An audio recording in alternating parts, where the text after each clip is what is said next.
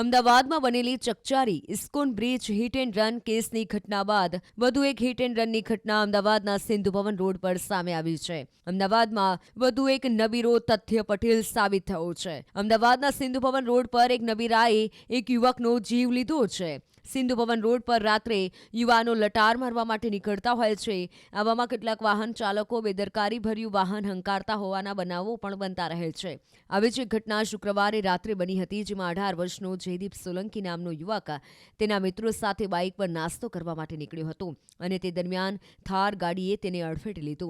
થાર ગાડીની બાઇક સાથે ટક્કર થતાં જયદીપ 50 ફૂટ જેટલો હવામાં ફંગોળાયો હોવાની માહિતી સામે આવી રહી છે. આ અકસ્માતમાં ગંભીર રીતે ઇજાગ્રસ્ત થયેલા જયદીપનું મોત થયું છે. અકસ્માત કરનાર થાર ગાડીનો ચાલક બનાવના સ્થળે જીપ મૂકી ફરાર થઈ ગયો હતો. જીપમાં 4 લોકો સવાર હોવાનું પ્રત્યક્ષદર્શીઓનું કહેવું છે.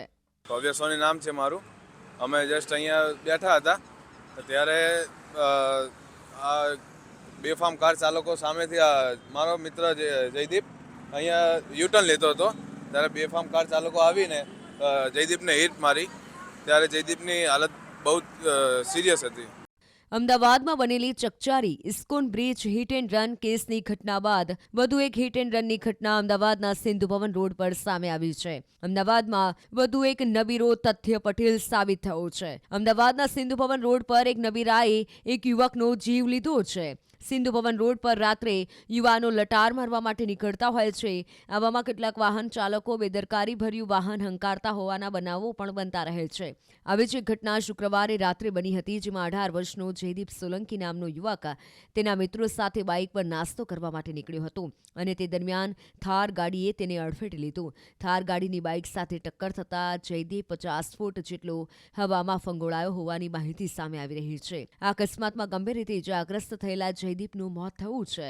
અકસ્માત કરનાર થાર ગાડીનો ચાલક બનાવના સ્થળે જીપ મૂકી ફરાર થઈ ગયો હતો. જીપમાં 4 લોકો સવાર હોવાનું પ્રત્યક્ષદર્શીઓનું કહેવું છે. ભવ્ય સોની નામ છે મારું.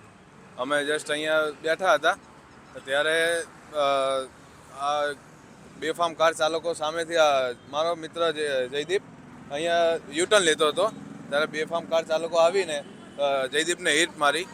ત્યારે જયદીપની હાલત બહુ સિરિયસ હતી.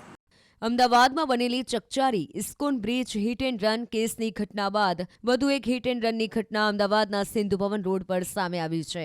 અમદાવાદમાં વધુ એક નબીરો તથ્ય પટેલ સાબિત થયો છે. અમદાવાદના સિંધુ ભવન રોડ પર એક નબીરાએ એક યુવકનો જીવ લીધો છે.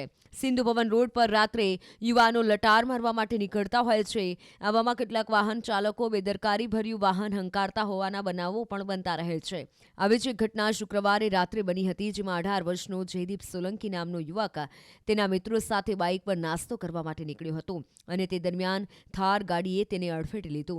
થાર ગાડીની બાઇક સાથે ટક્કર થતાં જયદીપ 50 ફૂટ જેટલો હવામાં ફંગોળાયો હોવાની માહિતી સામે આવી રહી છે. આ અકસ્માતમાં ગંભીર રીતે ઇજાગ્રસ્ત થયેલા જયદીપનું મોત થયું છે. અકસ્માત કરનાર થાર ગાડીનો ચાલક બનાવના સ્થળે જીપ મૂકી ફરાર થઈ ગયો હતો. જીપમાં 4 લોકો સવાર હોવાનું પ્રત્યક્ષદર્શીઓનું કહેવું છે.